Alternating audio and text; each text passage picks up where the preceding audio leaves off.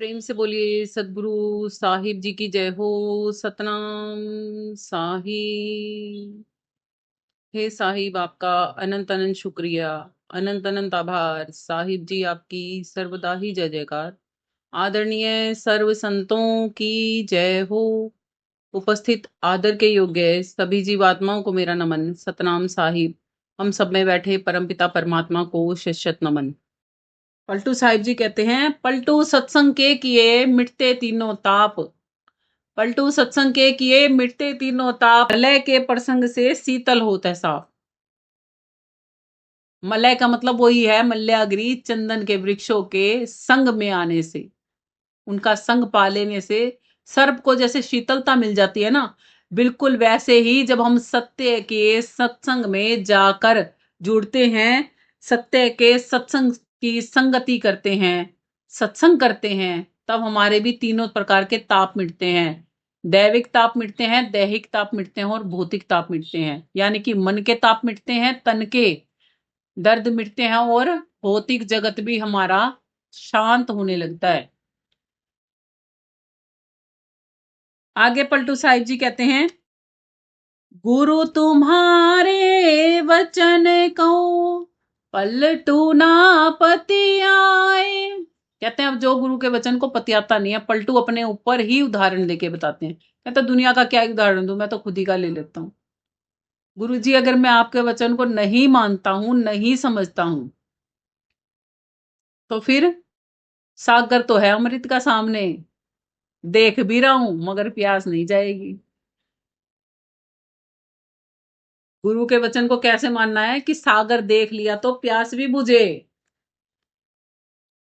है ना?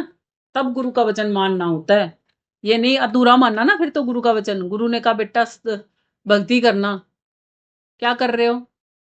2 घंटे भी नहीं करते हम भक्ति पूरी।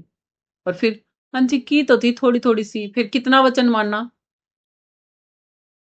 माँ ने कहा चाय बना के ले आ, गैस पे पतीला रखा है, पानी रखा है, हाँ बन जाएगी बन जाएगी, वो चाय बन जाएगी ना। गैस चालू करी, पानी का पतीला धर के आ गए बस। तो क्या कहेगी माँ, कितने घंटे में बनेगी तेरी चाय? आज मिल जाएगी पीने? ऐसे ही गुरु पूछता है अपने शिष्यों से, आज हो जाएंगे परमात्मा के दर्शन? आज डूब के दिखाओगे उसकी धारा में? ना जी, घर के काम कौन करेगा? हमारे तो काम जरूरी है, हमने तो बच्चे पोते पोती पेर बेटे पता नहीं के पालने हैं। हमारे तो सारा दिन संसार में बीतता गुरु जी। आपे कर लेना हमारे नाम की भक्ति, आपने तो पिछले जन्म में भी घनी कर रखी है। अरे भाई वो तो करका चलता बनेगा, तामने के मिलेगा। गुरु मजबूर होके फिर क्या कहोगा, काल का जीव माने नहीं, बहु विधि दिया समझाए, मैं तो खिंचू सतलोक को और ये बांधा यमपुर जाए। मैं तो क्या क्या छीक लिया भाई, कर लो भक्ति रे, कर लो रे, कर लो रे, कर लो रे। अरे ये जाना यम के पास जाते हैं, चाहते हैं मैं क्या करूं इनका, ये दिखाते हैं मेरे को ऊपर ऊपर से। ना जी, हम तो भक्ति ने चाहवा, हम तो यूं चाहवा, एक तो बस गुरु जी ना छुट्टे, एक सत्संग ना छुट्टे, एक भगवान नहीं छुट्टे। छोड़ने वाले सारे काम कर रहे हैं, ना गुरु की कहानी देख दे, ना सत्संग कहानी देख दे, ना भगवान कहानी देख दे। वो कहाँ तक मिलेगा वो? और कोई कह देना गुरु जी भाई आइयो, इस दिन आना जरूरी है, आया करें। आज तो जी आ जाना था, कल आ जाए तो। अच्छा जी, कल आ जी, कोई बात नहीं, हमें बांट कर देख लेंगे आपकी, आप क्या ना दिखा। देखो, होना तो शिष्य ने अपने आप से चाहिए कि जी जल्दी जल्दी आवांगे जी, गुरु जी मिल जियो आप घर, कदे आप कितने जाइयो ना। अरे यहाँ गुरु के बाट देखे जाओ बैठा बैठा, कोई शिष्य आवेगा कि नहीं आवेगा? अच्छा बार बुलाए बाद भी अपनी मन मर्जी तय जी करे तो आ जावे। आज नहीं आंदे जी, कल ने देखांगे, टाइम लग गया तो आ जावांगे। अच्छा जी, कोई बात नहीं, हम आपका इंतजार कर लेंगे, आप हमारा ना करियो, है ना? ये है दुनिया, ये है दुनिया, अपने हिसाब से चलाती है। इसीलिए साहिब पता है क्या कहते हैं, जो मिला सो गुरु मिला। जो मिला सो गुरु मिला, चेला मिला नहीं कोई। जो मिला सो गुरु मिला, चेला मिला नहीं कोई। 14 सहस्र रामायणी एक जीव पर हुए। कह रहे जो मिलेगा ना गुरु की बात ना काटने वाला मिलेगा, उसकी मानने वाला को नहीं मिले सीधा सीधा कि ये कह दिया गुरु जी ने मैं मान लूं ना। अपनी टांग तो बीच में अड़ानी हमने। क्यों उस टाइम पे हम क्या समझ लेते हैं ये आम इंसान है, गुरु वाला भाव ही भूल जाते हैं हम। और कहते हैं गुरु कौन है? गुरु है अमृत जगत में, बाकी सब है विष बेल। गुरु है अमृत जगत में, बाकी सब है विष बेल। सतगुरु संत अनंत हैं, प्रभु से करा देते मेल। सतगुरु संत अनंत हैं, प्रभु से करा देते मेल। अब देख लो गुरु की कितनी महिमा है। पलटू साहिब जी बताते हैं ये कि भाई कितनी महिमा है गुरु की, और हम क्या कर रहे हैं? गुरु के वचन का नेक भी ख्याल नहीं रखते, नेक भी। हाँ, अगर कोई संसारी बात है, आप संसार में मिल रहे हो, एक जानकार की तरह मिल रहे हो, तब वो आपके गुरु नहीं है। जहां पर ज्ञान की बात है तब वो आपके गुरु ही हैं। एक इंसान बहुत सारी क्वालिटियों के साथ जीता है ये जीवन, मगर आपको ये ध्यान रखना पड़ेगा। क्यों का है परख शक्ति से पहचानो? क्यों का कहा जाता है बार बारी परख लाओ परख लाओ परख लाओ? एक व्यक्ति में ही, मेरे में ही लगा लो, मैं अपना ही उदाहरण देके आपको बता देती हूँ। मुझ में माँ भी है, मुझ में एक पत्नी भी है। पत्नी का रोल कहाँ पर है? जब पति के साथ रिश्ता निभाना है, जब उसके साथ बरतना है, वो कैसा मेरे साथ व्यवहार करता है तो वैसा बरता जाएगा। जैसा मेरे साथ बच्चे व्यवहार करते हैं उनके साथ वैसा बरता जाएगा। जो मेरे आज शिष्य बने हैं तो उनको शिष्यों के तौर पे ही तो बरता जाएगा ना। ये थोड़ी ना है कि उनको बच्चों की तरह बरता जाएगा या पति की तरह बरता जाएगा। या संसार में मैं किसी की भाभी हूं, किसी की ननंद भी हूं ना, किसी की बहन हूं तो किसी की बेटी हूं, किसी की बुआ हूं तो किसी की मौसी हूं, है ना मेरे अलग अलग रिश्ते। मगर जो मेरा गुरु और शिष्य वाला रिश्ता है ना, वो सर्वोपरि है, इन सब रिश्तों से ऊपर है। एक समय यदि मेरा शिष्य मुसीबत में है ना, और मेरा कोई घरवाला मुसीबत में है, तो मेरा फर्ज पहले मेरे शिष्य के प्रति है, पीछे मेरे घरवाले के प्रति है। क्यों है ऐसा संसार में? पता है? क्योंकि आपका शिष्य जो है ना, वो आपकी भक्ति मार्ग का है, परमात्मा से जुड़ा हुआ है, उसको परमात्मा की भक्ति सिखा रहे हो आप। और जो आपके संसार के रिश्ते हैं ना, वो तो संसार में ही गमन करवाते रहेंगे आपको। सुरती आपका देखना है, आपने कहाँ जोड़नी है अपनी। क्या आपने संसार में जोड़नी है, क्या आपने भक्ति में जोड़नी है? इसीलिए कहा जाता है गुरु के लिए कोई भेद नहीं रह जाता। गुरु के लिए शिष्य अमीर हो गरीब हो, छोटा हो बड़ा हो, ऊंचा हो नीचा हो, गुरु के लिए तो बस शिष्य शिष्य ही होते हैं। चाहे खुद के घर वाले क्यों ना जुड़ जाएं, अगर गुरु सच्चा है ना, उसके लिए शिष्य वो भी शिष्य ही रहेंगे। उसके लिए ये नहीं है कि ये मेरे घर के हैं, ये गुरु दरबार में है तो गुरु की, इनकी सेवा गुरु जी की तरह करो। नहीं, उनके वो गुरु थोड़ी ना है। गुरु तो केवल एक अकेले आप हो। सारे आज मैं हूं, आज मैं आपको ज्ञान मालिक की दया से सुनाया जा रहा है। तो अगर मैं ये कहूं मेरे घर वालों की भी सबकी मेरी की तरफ पूजा आरती करना शुरू कर दो, तो क्या बात है? ये सही है? तो आप क्या उनसे ज्ञान ले रहे हो? क्या वो आपको शिक्षण दे रहे हैं? भले ही मेरे घर का हिस्सा है, वो मेरा संसार है, ना कि भक्ति से जुड़ा हुआ कोई चीज है। हाँ, अगर वो भक्ति करते हैं तो आपके इक्वल के हैं। आप उनके साथ में आम जैसे एक सत्संगी दूसरे सत्संगी के साथ व्यवहार करता है, प्रेम से मिलना, प्रेम से उठना, प्रेम से बैठना, वो आप सब करोगे एक दूसरे के साथ में। अगर कोई आपके सास ससुर भी, आपके माता पिता भी यदि आपसे ज्ञान ले लेते हैं ना, तो फिर वो आपके आम शिष्यों की तरह हैं। ये नहीं है कि वो, क्योंकि शिष्य किसके बनेंगे? वो आपके देही के शिष्य नहीं है। वो जो आपके अंदर परमात्मा का ज्ञान बैठा ना, उसके शिष्य हैं वो। देही से तो आप अपना देही वाला काम खुद करोगे, चाहे आप खुद खड़े होके दो उनको भोजन, आपसे अगर रिश्ते में बड़े हैं तो। मगर आप किसी संगत वाले को ये नहीं कहोगे कि उसको भोजन परोसो। समझ गए क्या चीज समझाई जा रही है? ये गुरु की तरीके हैं, व्यवहार हैं बरतने के। ये नहीं है कि अपने चेले चमटों को कहेगा मेरी बुआ आ गई इसको खाना दे, मेरी फलानी आ गई इसको खाना दे, इसको भोजन दे। क्यों दे भाई? वो शिष्य हैं, वो तो आपस में बराबर के। जो वो शिष्य अगर बाहर बैठ के खा सकते हैं तो आपके घर वाले भी बाहर बैठ के खा सकते हैं। वो तो एसी रूम में बैठ के खाएंगे, वो बाहर खाएंगे। फिर आप इक्वल कहाँ हो? कहाँ है बराबरी? कहाँ करी बराबरी? अपने जो शिष्य हैं उनको तो को हर हफ्ते आओ सत्संग में, हर हफ्ते सत्संग में गुरु के सामने हाजिर नाजिर बैठो। और जो अपने घर वाले हैं, जो वो शिष्य बने हुए हैं, वो चाहे महीने में भी शक्ल ना दिखाओ, कोई बात नहीं। ये गुरुआई नहीं कहती, ये गुरु के लक्षण नहीं कहते। गुरु के लिए तो सब समरसता में है। अगर गुरु देगा ना, एक बारी गुरु ने अगर आशीर्वाद दिया, जितने भी है ना, चाहे वो गुरु के सामने प्रगट रूप में बैठे हैं चाहे अप्रगट हैं, उसके लिए तो सबके ऊपर आशीर्वाद है उसका। नहीं तो परमात्मा अपनी छत्र छाया हमारे ऊपर से हटा नहीं लेगा। हम तो नीच आदमी पापी हैं, हम में तो कोई गुण नहीं, कोई लाकत नहीं। मालिक ने क्यों कहा है, खुद साहिब ने कह रखा है, अवगुण मेरे बाप जी बख्श गरीब नवाज। जो तुम अवगुण मेरे देखोगे तो मेरे को कहां मिलेगा ठोर ठिकाना? मिल जाएगा हमें कहीं ठोर ठिकाना? और गुरु ही अगर ये देखने लग गया ये मेरे घर का है, ये बाहर का है, तो फिर कहाँ गुरु अपने शिष्यों को चला देगा? कहीं चल जाएंगे? गुरु के लिए तो संसार से बढ़ के होते हैं शिष्य। क्यों? क्योंकि वो भक्ति करना चाहते हैं। हमारे संसारी तो पता नहीं भक्ति करेंगे कि नहीं करेंगे, हमें तो ये भी नहीं पता।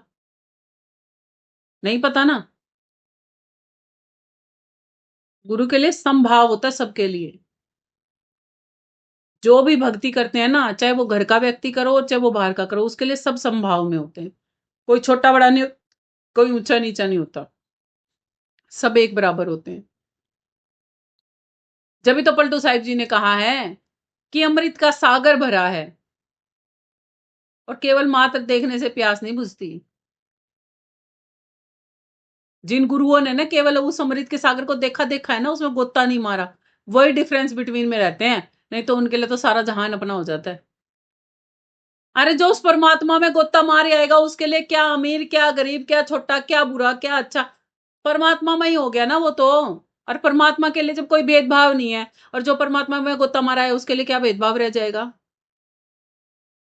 हाँ, वो इतना जरूर है, वो समझाएगा आत्माओं को कि भाई बुरा मत करो, मत बोलो अपशब्द, मत परेशान करो दूसरी आत्माओं को। फिर भी वो आत्माएं माने तो ठीक, नहीं माने तो अपने कर्म अपने आप भुगत लेंगी। इतना ही तो करेगा वो, शांत हो जाएगा वहां से। कहा तो है पलटू साहिब जी ने, बंद चुपके मोटरी और लागो अपनी बाट। हीरा तहा ना खोलिए जहां कुछ जुड़ो की हाथ। हाट जो आपकी भक्ति समझते नहीं, जो आपके साथ दुर्व्यवहार करते हैं, जो आपको अपशब्द बोलते हैं, जो आपको तानाकशी करते हैं, जो आपकी आत्मा पर आघात करने की कोशिश करते हैं, उनसे बस दूरी बना लो। उनको टोकना ही नहीं, उनको छेड़ना ही नहीं, ना उनको अच्छा कहना ना उनको बुरा कहना, उनसे बस दूर ही हो जाओ। कहते हैं उनसे दूर रहो, सबूरी में रहोगे। अगर उनके जितनी निकट रहोगे ना, अब भाई आग जल रही है कहीं पे, उसका काम क्या है आग का? जलाने का काम है ना। आग के जितनी निकट जाओगे वो फूकेगी ना आपको।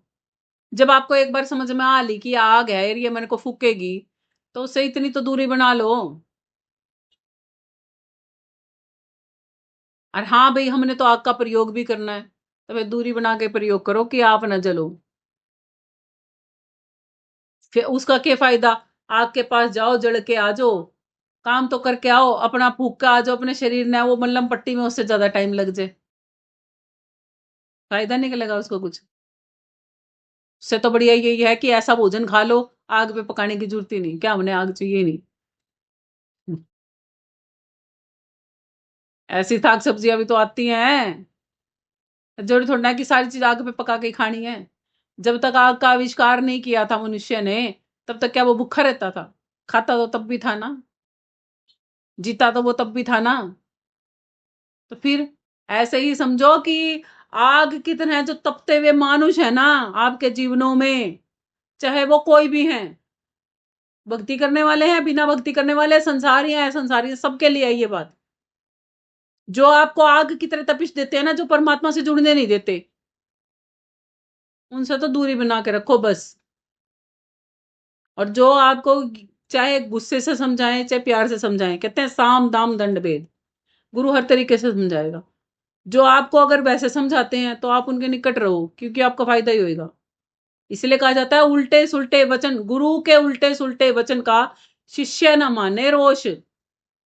गुरु के उल्टे सुलटे वचन का शिष्य न माने रोष। शिष्य रोष नहीं मानता, दुख नहीं मानता गुरु के वचनों का।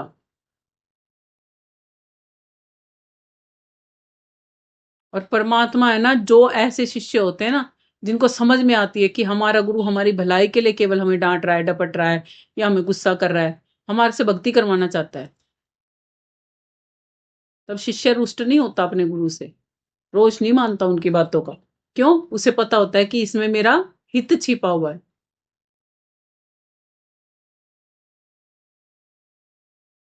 गुरु के वचनों पर इसीलिए ही चलना, इसीलिए कहा जाता है गुरु से लगन कठिन है, क्योंकि गुरु भी आपको संसार में ही जीता हुआ दिखता है। गुरु की आपको हरकतें आधी बार तो ऐसी लगेंगी कि निरा ही संसार ही पड़ा है, मगर नहीं, आपको कहां से देखना है उसको? केवल भक्ति से देखना है, अगर समझना चाहते हो तो। क्योंकि गुरु से आपका संसार से कोई कनेक्शन नहीं है, आपका केवल मात्र भक्ति रूपी कनेक्शन है उसके साथ में। भक्ति से अगर चलोगे ना, तब आप गुरु के साथ चल सकते हो। दिखेंगे रूप आपको सब गुरु में, एक दोस्त वाला रूप भी दिखेगा, एक पिता का रूप भी दिखेगा, सब रूप दिखेंगे आपको गुरु में, मगर आपका गुरु जो आपको भक्ति सिखा रहा है केवल मात्र वो होता है। और पलटू साहिब जी इसीलिए कहते हैं अपने गुरु की परख करो, ज्ञान पे चलो, ज्ञान में तो गोता ही मार लो, केवल देखते मत रह जाओ, केवल समझते मत रह जाओ, उस कार्य को इतना कर लो जैसे गुरु बताता है, तब गोता भी लग जाएगा। और कहते हैं फिर पियो उसको, जब वो पिया जाएगा ना ज्ञान अमृत, फिर देखना कैसे आत्मा को भूख प्यास भी नहीं महसूस होती। एक किस्सा भी मैं किसी का सुन रही थी, तो उसमें था ये बात, उन्होंने भी बता रखी थी, उन्होंने भी ये बता रखा था कि जैसे हम बोलते हैं कि आत्मा के लिए, कि पहले के ऋषि मुनि होते थे ना, सालों साल बिना खाए पिए कैसे जी जाते थे। कहते भाई वो कुछ, भाई उनके शरीर को क्या खाना नहीं चाहिए होता था, और क्या उनको दिनचर्या के काम, भाई वॉशरूम जाना वगैरह, ये नहीं करते थे, वो सालों साल एक जगह कैसे बैठ सकते हैं। तो आपको एक चीज बता देते हैं आज, कि यदि आप अपनी गाड़ी चला रहे हो, आप अपनी गाड़ी की स्पीड 200 पे करे हुए, 250 पे करे हुए हो, तो पेट्रोल डीजल या गैस जल्दी खत्म होगी ना। और वही गाड़ी को स्पीड 40 की है, 30 35 40 की स्पीड पे गाड़ी चला रहे हो, तो पेट्रोल डीजल जल्दी खत्म होगा? नहीं खत्म होगा जल्दी। फर्क क्यों है? स्पीड का भी फर्क है, और दूसरा हमारी खपत कम हो रही है ना। ऐसे ही क्या होता है, ये शरीर भी एक मशीनरी है, जब हमने इसमें आवागमन ही कम कर दी,